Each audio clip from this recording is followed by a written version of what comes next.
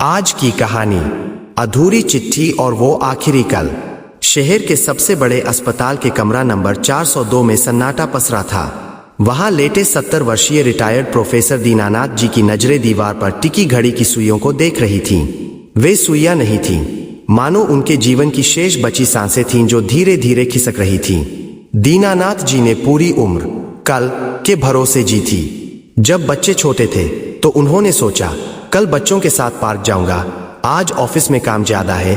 जब पत्नी ने साथ बैठने की जिद की तो कहा, कल फुर्सत से बातें करेंगे, आज थक गया हूं। जब बूढ़े माता पिता ने याद किया तो मन बनाया, अगले महीने गांव जाऊंगा। पर वह कल कभी नहीं आया। बच्चे बड़े होकर विदेश चले गए, पत्नी का साथ बीमारी ने छीन लिया और माता पिता यादों में सिमट गए। आज जब मृत्यु उनके सिरहाने बैठी थी तो उन्हें अपनी सारी डिग्रियां, बैंक बैलेंस और बड़ा बंगला मिट्टी के ढेर जैसा लग रहा था। तभी नर्स अंदर आई और पूछा, सर, क्या आप किसी को बुलाना चाहते हैं? दीनानाथ जी की आंखों में आंसू भर आए।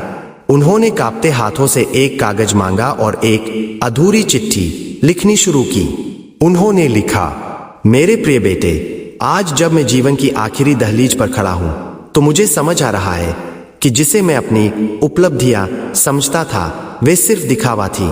असली पूंजी तो वो हंसी थी जो मैंने काम के चक्कर में दबा दी। असली कमाई तो वो रिश्ते थे जिन्हें मैंने कल पर टाल दिया। काश मैंने के बजाय हम को चुना होता।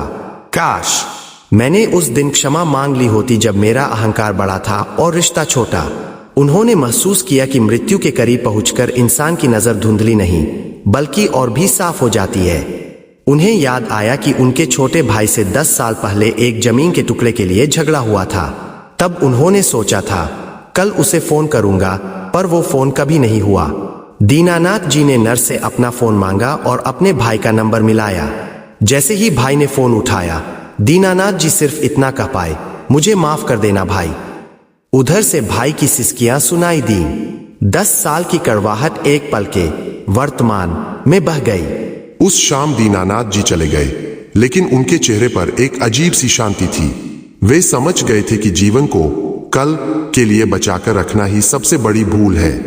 शिक्षा, जीवन की सबसे बड़ी पूंजी प्रेम, क्षमा और वर्तमान है। जो करना है आज और अभी करें, क्योंकि कल महज एक भ्रम है जो कभी हकीकत नहीं बनता। अधूरी खीर। अगर आपने कभी अनजाने में किसी बुजुर्ग का दिल दुखाया है तो यह कहानी आपके दिल को जरूर छू जाएगी। कहानी पसंद आए तो लाइक, शेयर और सब्सक्राइब करना न भूलें। ****